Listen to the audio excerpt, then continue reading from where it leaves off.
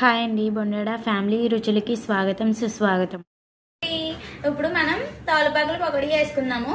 దీనికి కావాల్సిన ఇంగ్రీడియంట్స్: తమలపాకులు, కొద్దిగా పచ్చిమిర్చి, అల్లం వెల్లుల్లి పేస్ట్, జీలకర్ర, ఉల్లిపాయలు, ఉప్పు, కారం, కార్న్ఫ్లోర్ అండ్ శనగపిండి.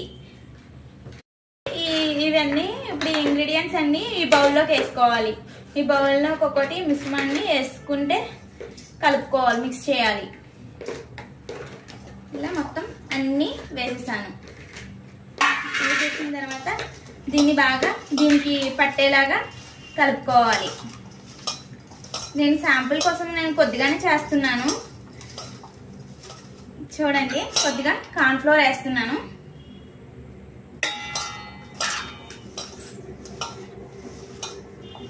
అలాగే కొద్దిగా శనగపిండి.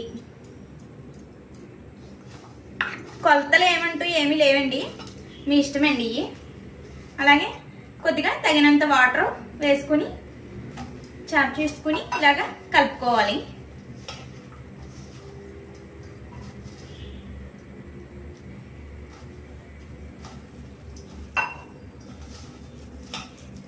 చూసారా, పొగడి పిండి ఎలా కలుపుకుంటామో మనం ఇలాగా సిద్ధం చేసుకోవాలి. మనం ఇందాక చేసుకున్న పిండిని ఇలాగా కన్సిస్టెన్సీ కలుపుకున్న తర్వాత ఇలా పొయ్యి మీద నూనె పెట్టుకుని ఇలాగా చిన్నగా పొగడి ఇలాగా వేసుకోవడమే. చూసారా, నూనె కాగిన తర్వాత వేయాలి, అప్పుడే మనకి బాగా వస్తాయి.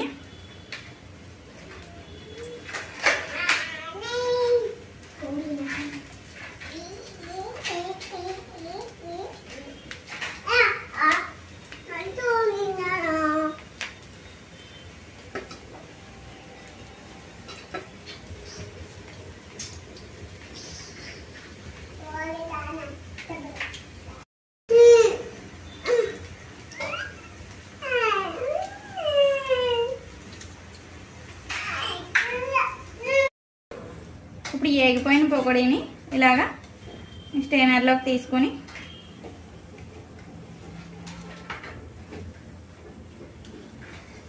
గోల్డెన్ కలర్ వచ్చిన తర్వాత తీయండి. ఈవినింగ్ స్నాక్స్కి అయితే పిల్లలు వచ్చే టైంకి తమలపాకులు ఎలా తినలేరు కాబట్టి ఇలా చేసి పెడితే పిల్లలు బాగా ఇష్టంగా తింటారు.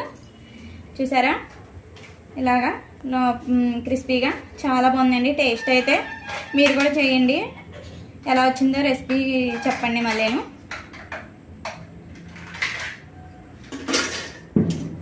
ఎంతో టేస్టీకరమైన పకోడీ, తమలపాకుల పకోడీ రెడీ అయిపోయింది. ఇప్పుడు మరింత ఆలస్యం ఎందుకు చేయడం, తినేద్దాం.